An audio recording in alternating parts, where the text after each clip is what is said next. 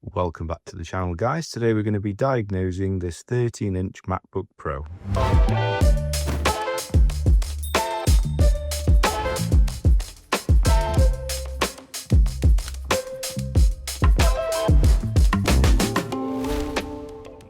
Okay then guys, so welcome back, and here we have a 13-inch MacBook Pro from 2017. I believe the model number is A1708. And the customer says that they've come to turn it on and it doesn't boot into an operating system. They just get stuck on a screen with a flashing logo. They also said that prior to this happening, it wasn't lasting very long on battery and they were constantly having to plug it in. So we're going to be taking a look at these issues today and hopefully we can get it fixed for them. So let's just do a bit of investigating then. It's been plugged in for about an hour or so, so I'm just going to unplug it and we'll just make sure it actually turns on the battery. So if we just press the power button here. Nothing's happening so far, actually. Oh, there we go. Oh, okay. So even after an hour of being plugged in, the logo there is flashing to say plug me in, which means that the battery still hasn't actually charged. So I'm 90% sure that's going to need a new battery. So let's just plug it back in and check that it will come on with the AC power connected. And straight away, so I'm not sure if you heard that, but it did make the chime noise and we've got the Apple logo immediately. So that's good news. Now, I would normally expect a progress bar by now, loading the macOS, but currently we've still just got the Apple logo. It's taking its time. Oh, and as we can see there, it's flashing the question mark folder, which, if you don't know, that means it cannot find an operating system at all. And it gives you the support.apple.com/mac/startup address there, just so that you can go and get some more information on the issue.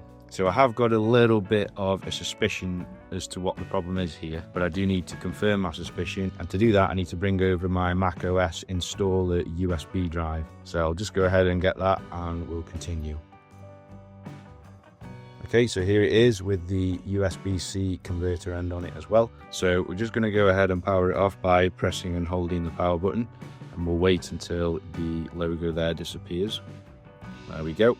And the next thing we're going to do is plug in the installer USB.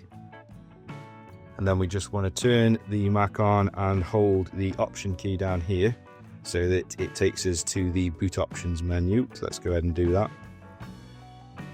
So as you can see, we get an Apple logo. And now as you can see, all of the boot options are populating here. There is quite a few on my installer USB. I do actually have all of the Mac OSs all the way back from Leopard, all the way to the new Sequoia OS. So what I'm going to do, I'm going to go over to Mojave because I believe that is a compatible Mac OS with this particular MacBook. So that there is Mojave. It's a little bit hard to see, possibly easier to see there on the camera, but in person, the screen is quite dim, hoping that once we actually get into an OS, that will change. So I've highlighted the Mojave installer there. So if we just go on that, press enter.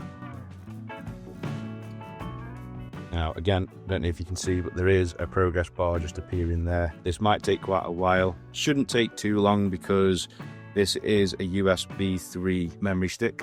I have just noticed that it's gone quite a lot brighter, the screen has, which is good news. We've now got the Apple logo. Okay, so the utilities has actually booted up. And as you can see, we've got a bunch of options here. But the one I'm interested in is the disk utility. So if we go over to that and press continue. I have also noticed up here, it does actually say 65% charged, which is interesting because it wasn't booting at all and it was saying that it didn't have any charge at all. I do struggle to believe that it has put 65% in the last 10 minutes, so still pretty confident that the battery is worn out and it does need replacing. Okay, so this is a little bit more worrying. So as you can see here, we are in disk utility, and the very first option here is actually external. So all of these partitions here are on the installer USB, and I have actually named them correctly, so it is easy to identify what's what. And if we go down here to the bottom, the only other category we've got is disk images. And this is actually the virtual image that the installer is running off right now. There aren't actually any other disks. As you can see here, I'm scrolling up and down and there are no other disks, which means it cannot actually detect the built-in disk. I'm pretty sure I know what's happened here. And it's a very common thing with these MacBooks using this particular type of storage, which we'll get into when we open this up and investigate further. So what I'm going to do now is I'm actually going to shut this off and we're going to take the bottom lid off and we're going to take a look inside. Okay guys, so here we are looking at the bottom of the MacBook. So first things first, we just need to remove all of these screws here on the bottom, and you'll need a 1.2 star screwdriver to do that. So I'm just going to go ahead and do that so we can move on to the next step.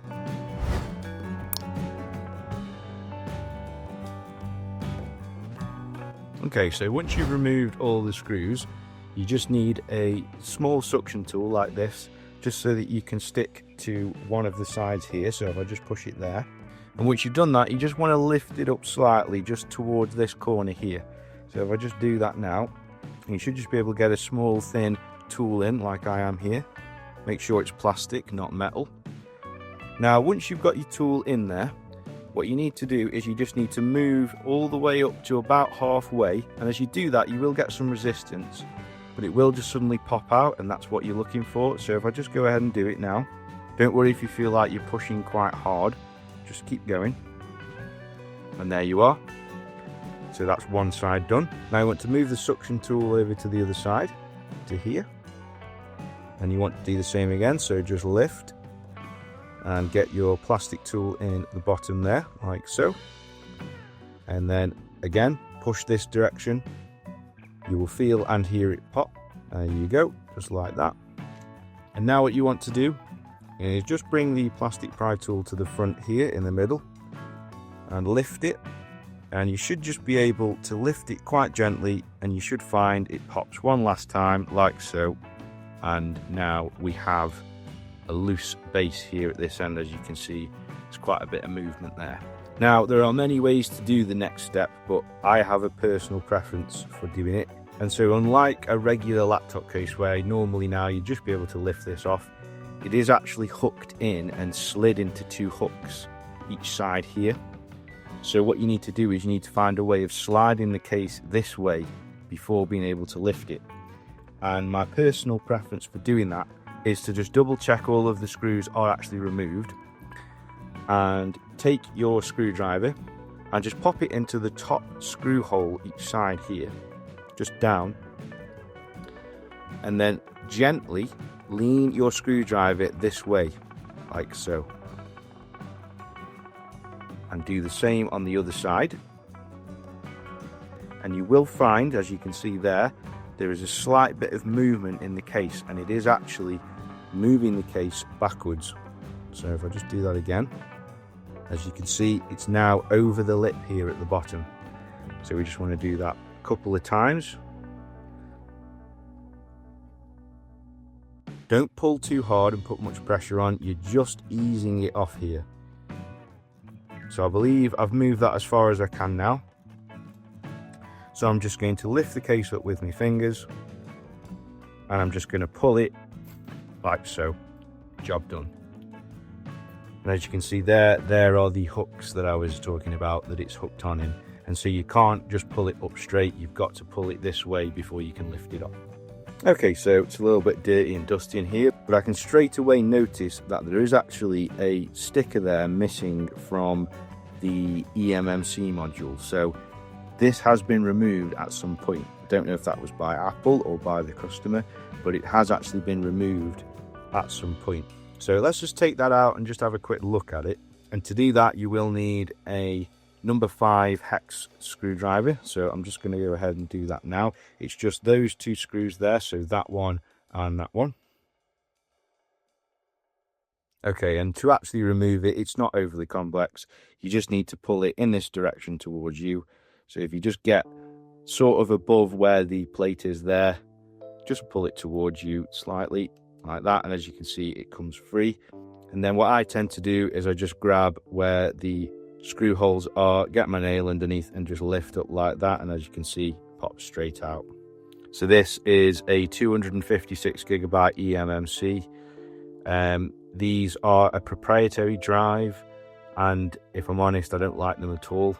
So the lowdown is, guys, the fact that this hasn't been detected when we went into disk utility more than likely means that the actual drive itself is dead.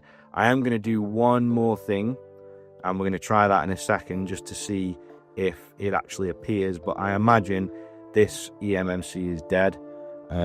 As I've said, it's a really common thing with these particular modules. I really don't like them. They're a really cheap solution to a fairly expensive machine's storage. So it looks fine. The pins look okay on it. Can't see any dust or grime. Can't actually see any issues. If there were any issues, any blown capacitors, anything like that, we aren't going to be able to see them without taking the drive apart, which I'm not really prepared to do. So we're going to go ahead and put it back in, and I'm going to try one other thing just to see if we can get this detected. So drop it back in and put the screws back in. So we're not going to completely reassemble the bottom case, we're just going to slide it on to those two bottom prongs, use it like this while we try the next method. There we go. So I'll just turn this over now. There's definitely a problem with that battery. As you can see, it's still popping up saying it needs to be charged, whereas just a few minutes ago it was saying it was 65% charged. So there's definitely a problem with that battery. So what we're going to do is we're going to boot into a Linux distribution here just to see if we can actually see the drive in Linux as well. This will ultimately tell us if the drive is fully dead or not. So we're going to go ahead and do that. So I've plugged in my recovery drive, and I'm just going to go ahead and hold the option button and turn on the MacBook. And as you can see, it's now booting. And so as you can see, we've just got one boot option. So it still isn't seeing the built-in eMMC. So I'm just going to go ahead and press enter on EFI boot there. So it should now be booting into anti-X Linux, which it is, as you can see there. So we'll just give this a couple of minutes to boot up and get into the operating system. It is a fairly lightweight OS, so we should find that it boots up fairly quick. Just going to quickly clean off these bits of dust that have dropped onto the screen since we've taken off the bottom case. I've actually noticed they have actually cracked the screen a little bit there, but it hasn't actually done any damage to the display area, so that should be okay. And here we are, guys, in anti-X Linux. So if we just get rid of that for now. The program I'm interested in is gparted, because what that will do is it will show all of the attached disks and any partitions on those. The DPI on this screen is very, very small. Again, it might be easier for you to see on the video there, but from where I'm sat here, it's very, very small text. So if I just go on to here, I found gparted. Now it's going to ask for a password because we're in the demo version of anti-X. This is before you actually install it. So I'm just going to go ahead and type in demo and then press enter, and it's taken us in. Let's turn the light on for you guys there so you can actually see what's going on. So in gparted here, as you can see, it's got the disk there selected, 59.59 gigabytes, and that is the recovery drive that I am currently booted off. Normally, if I click on this arrow here, it would have all of the other disks that are connected to the machine listed there. What it does is you select the disk there, and obviously it lists all of the partitions there. So I think it's pretty much confirmed, guys, that the built-in eMMC is dead and it's going to need replacing. So what I'm going to do, I'm going to get in contact with the customer. I'm going to run some things by them, and I will rejoin you providing they say yes to one of the options, and we'll get on with repairing this. Okay guys, so I ran the options by the customer, and they did actually come back fairly quickly and say that they were happy with the original storage capacity that they had on it, which was 256 gigabytes, and they're happy to go ahead and have a new battery fitted. So we're going to go ahead and get this done. However, in terms of the drive, we're not just going to do a straight swap. We're going to do something that should hopefully be much more robust going forward and have a lot less chance of failing. The reason that this tends to happen is because of the low grade eMMC storage that these are utilizing. So the solution I tend to use for these is much more reliable, and that is actually this here. So this here is a converter that converts the current eMMC connection to a PCIe interface, and as you can see there, you can actually put in a 2230 size drive or a 2242 size drive. And what I've actually done is I've actually gone ahead and got the customer a 256 gigabyte integral NVMe. This is a 2242 size. So the first thing I'm actually going to do is just put the SSD on this adapter. So there's just a retaining screw here, that holds the SSD in place. So we're just going to remove that first. And then we're just going to take the SSD and we're just going to slide it into the slot on the adapter. Now we're going to get the retaining circle again and just slot it in to the gap there. And then we're just going to hold it in place and take the screw and we're going to screw it back down. So now we've secured the SSD onto the adapter. So we're now going to remove the eMMC again. And we're going to take the adapter and we're going to slot it in where we've just removed the eMMC from, like so. And then we're just going to screw it back into place.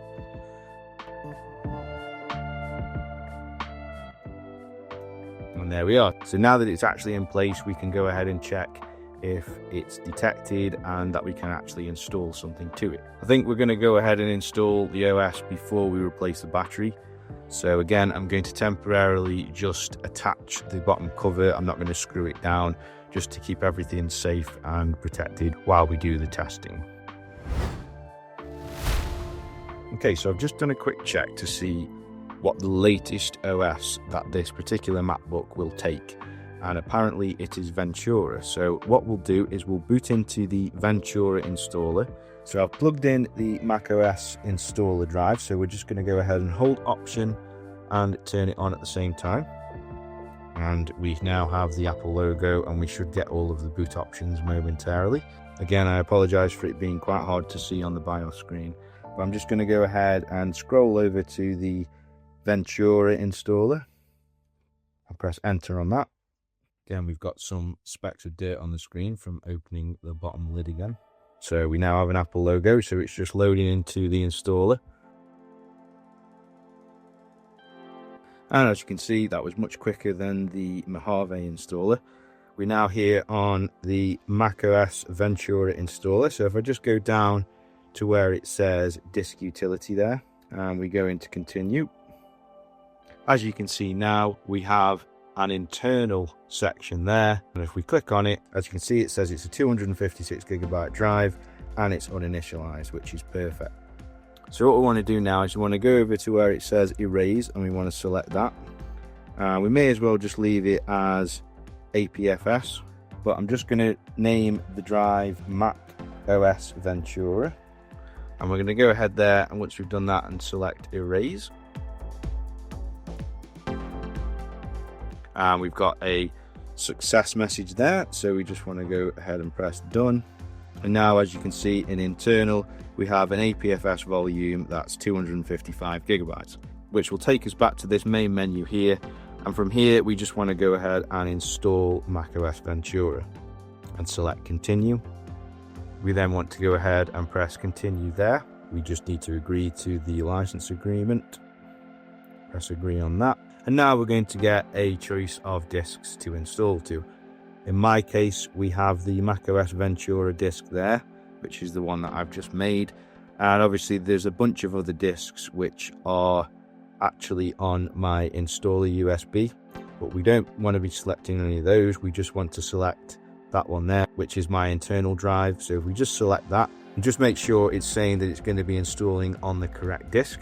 So I've done that, so I'll just go ahead and press continue. And at this point, we just now have to wait for the installer files to be copied to the drive and for the OS to be installed. So it's saying there about 20 minutes. So I'm going to rejoin you guys when it's done and we can continue.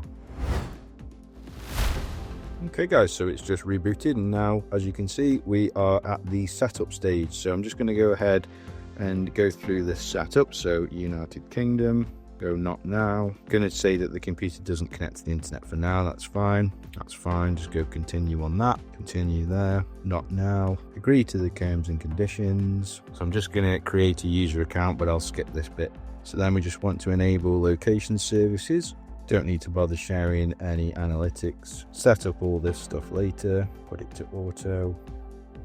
And there we go. Now we're on the desktop screen. So the first thing I'm going to do is just eject my drive. So I'm going to go up to here where it says go. I'm going to go to utilities, disk utility, just going to go where it says view and to show all devices. And then where I've got the Jet Flash Transcend, I'm just going to eject that. Perfect. And then I'm just going to unplug my macOS installer pen. And then we're just going to double check that it's all okay and that it boots up fine now from a fresh boot. So if I just close everything and shut down the Mac.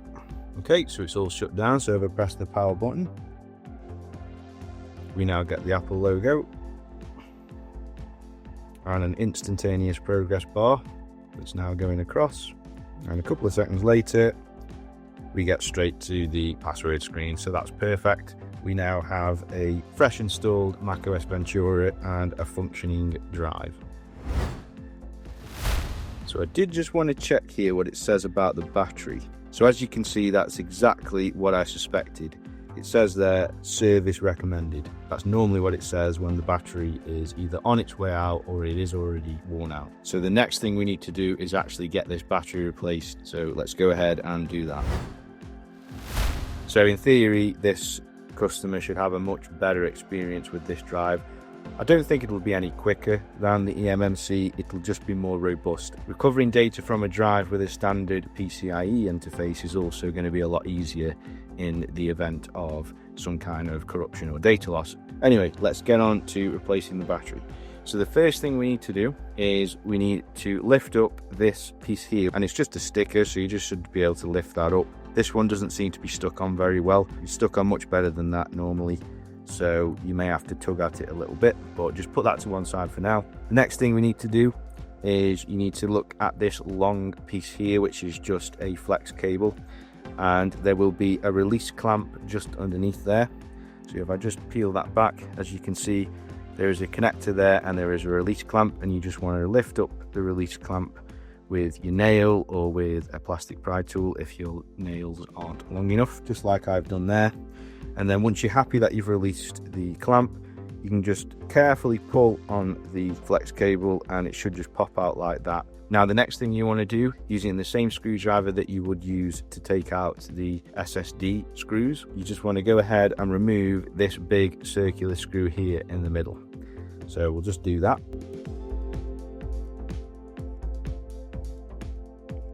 Okay, now that's done, we just need to lift up the tab that screw was holding down. It's quite a firm metal tab, so you just want to put a little bit of pressure on just so that it's lifted up like so. So again, if you want to use a plastic pry tool, you can, but if your nails are long enough or you feel confident doing it with your finger, you just want to get underneath it there and just lift it up like so, just a little bit like that. Don't need to go mad, just so that it's disconnected and it's not making contact with this little board here. So the other screw that you need to remove is the one on the end there, again with the same screwdriver, so I'll just do that. Okay guys, and just a heads up, there is actually a third screw that I initially missed at this stage, so if you want to go ahead and remove that now, then you can. I'll highlight it on the screen, but if not, then you can just remove it when I do later in the video. Now annoyingly, the trackpad flex cable is actually in our way, which is this one here. So we're also going to have to remove that. Again, it uses the same screwdriver, so we just need to remove this plate here, these two screws. So we'll just go ahead and do that. So once you've removed both the screws, you should just be able to pick that plate up like so. It shouldn't be stuck down at all. Put that to one side. And now we just have the end connector and we just want to lift that up. On this occasion, I'm actually just going to get a plastic pry tool under it. So you just want to put it under the corner like so, lift it up, and it should pop off straight like that. You can then just peel this back. It will be stuck to the battery, but just keep peeling it back carefully until it's completely free like so. And then just bend that back like that so that it's completely out of our way. So the tricky bit now is actually removing this battery. It is stuck to the chassis via adhesive, and there are multiple ways of doing this. You can either warm it up and just carefully pry it away with a plastic pry tool as you go along, or you can get a little syringe and you just put some alcohol around the edges here. I think what I'm going to do first is I'm going to try the heat first, and then if that doesn't help us, I'm going to go ahead and just drop a little bit of alcohol in. What I'll do, I'll bring over the heat pad and we'll get started with this. Okay guys, so I brought over the heat pad, and what I've done, I've opened the MacBook up so that the screen is pointing off the desk so that we've just got the keyboard side flat against the heat pad. Now what I'm going to do, I'm going to put it to around 70 to 80 degrees. And what that's going to do is that's going to ease the adhesive on the bottom side of the batteries quite a bit, and then I should be able to use something like plastic pry tool or maybe even my suction tool just to either get under it or suction on top and just pull the battery out slowly. Now the one thing that you need to make sure that you are aware of when pulling this out is that all three of these cells are connected via cables here in between. So you don't just want to rip one out completely, they do have to come out together. So you need to make sure as you go along, you put something underneath them, for example, a guitar pick or something, just in the edge here while you move on to unsticking the next one. Don't try and remove one completely before you've got all three of them unstuck. So what I'm going to do, I'm going to turn on the heat pad. We're going to set it to 75 degrees to begin with. I'm going to leave it for a few minutes and I'm going to see if that actually allows us to remove the battery easily or not. So bear me 2 minutes. I'll be back with you when this has warmed up. So it's been warming up for a few minutes now, but I am just going to drop a little bit of alcohol around the edges. The battery is quite warm there. So if I just go with my syringe with some alcohol in there and just drop it around the edge.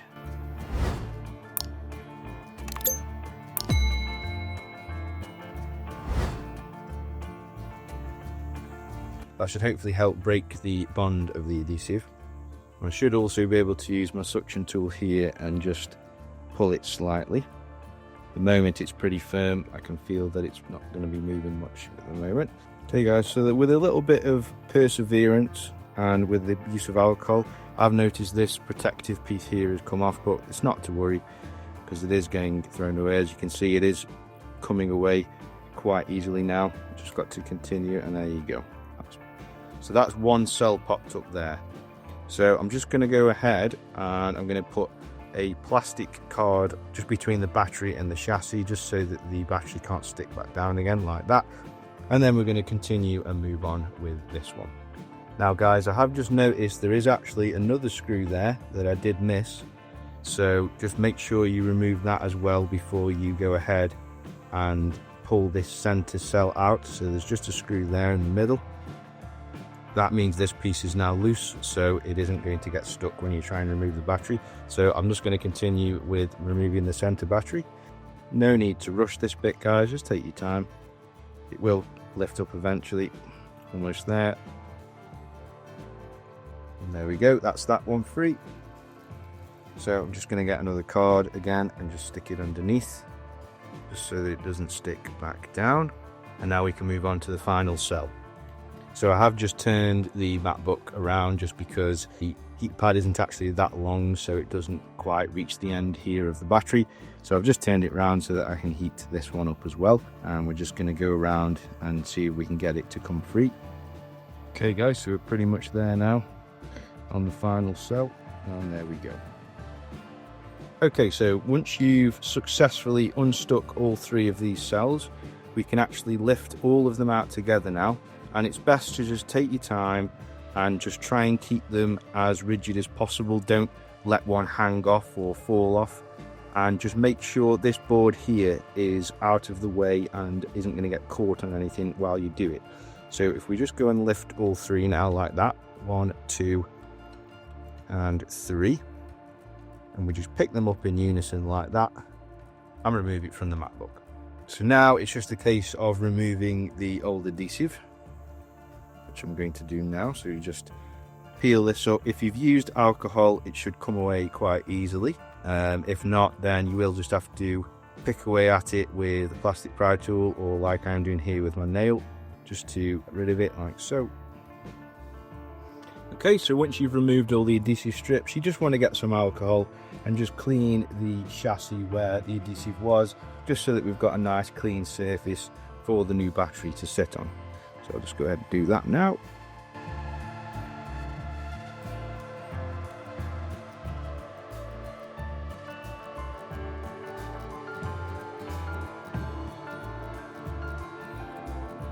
So now we've got a completely clear surface for the new battery to stick to. Okay then guys, so here is the new battery. Now normally I would connect the battery up and I would test it before I actually stick it down. However, due to the nature of how this battery is actually made, it doesn't look like I'm going to be able to do that, at least not very easily. So we are going to have to remove the adhesive and stick it down and just hope that it works okay. I've got no reason to believe that it doesn't, so we're going to go ahead and do that. The other thing to note, it's kind of a lottery whether you actually get the flex cable here included as well. If you don't, you are going to have to remove that from the old battery, but it is just the same situation as earlier, whereby it's just a little retaining clip that you lift and you pull it out and just put it into the new one. So we'll be doing that with ours as well, as you can see, because we don't have the flex cable included here. What we're going to do first is we're going to stick the new battery down in situ and connect it up. So on the back of mine I have a pull tab there, so I'm just going to peel it up and back, and as you do this it is going to make the battery less rigid, so you are going to have to support it like I am here, end to end, so that you're not putting any pressure on the cables. Best to do what I'm doing here, maybe just rest it on your arm, just so that it isn't going to bend the cables and do any damage. So as you can see there, we're pretty much peeled off. We go, and we just want to place it down in situ where it's going to be, just at the bottom here. Grab the top of the batteries and we just want to fold it down into place where it's supposed to sit, which for us is just somewhere there. So if we drop it down, just make sure if the connection there is in the way, just lift it up out of the way and drop it round like so. And as long as you haven't pushed down on any of the adhesive pads, you should be able to move it around freely and just get it positioned where you need it to be positioned. So I've pushed, that one needs pushing further forward a little bit there. Okay, and what I would do next is put the screws in here. You can then move the battery around if you need to get a little bit of extra wiggle room with those cables there. So let's do that first. So once you've got those two screws in, you can bring over the flex cable from the original battery and you can plug it in. So you just lift the retaining clip there on this side, hook it in from this side like so, and once you're happy that it's all the way in, you just want to drop the retaining clip again so that it holds it nice and firm. Now what we can do is we can put this screw in here that holds the big flap down, so we'll do that. So once that's done, the final step is just to connect the other end of the flex cable, so we just make sure that is still lifted up. Bring over the flex cable, push it in, pull the little tab so that it pulls right in like so, and then drop the retaining clip, and there we go. At this point we can bring over the sticker that was on it originally and just drop it on top like so. So if you want to just double check your cells are stuck in, just put a little bit of pressure on, not too much, but you should find that that's okay. You should also have a protective film on top of the cell, which I have here, so I'm going to rip this off now because it's in our way. And so now we've got the trackpad flex here, so we need to drop that down straight as possible, stick it to the top of the battery, and then just connect it at the board here like so. Now we need to bring over the cover for the trackpad connector and drop that on. Bring over the screws,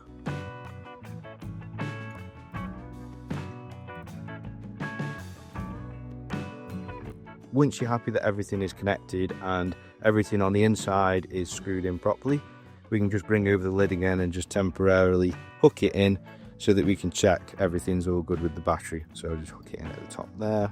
So if you remember previously, when we opened the lid, it complained about the battery power and not having enough. Let's see if it's still doing that. So as you can see, this time it's just come straight on. It hasn't complained about the lack of battery power. And in the OS here, as you can see, it now says the battery's at 44%, but we no longer have an error that says it needs to be serviced. So I imagine that's now problem solved and everything's all good. Okay guys, so it's all back together now. I've put all the screws in and put the bottom on correctly, and we've booted back into the OS, and I'm just double checking here with the charger plugged in. It's now saying it's at 50%, so it is putting charge into the battery. It says 1.5 hours until it's fully charged. It also isn't complaining, saying that it needs to have the battery service, which is perfect. The other thing I've just done is connected it to the internet, and it is saying that there is an update in Ventura available. So I'm just going to go ahead and do that now, just so that they've got the latest version. But I'm just going to give this a quick clean up, and then, to be honest guys, I'm happy with this. It's gone from not even booting up at all, having a drive that isn't detected and a battery that doesn't allow it to run, to being completely fully functional again, and should be good to use for the foreseeable future. So I hope you've all enjoyed the video guys, and I will catch you all in the next one.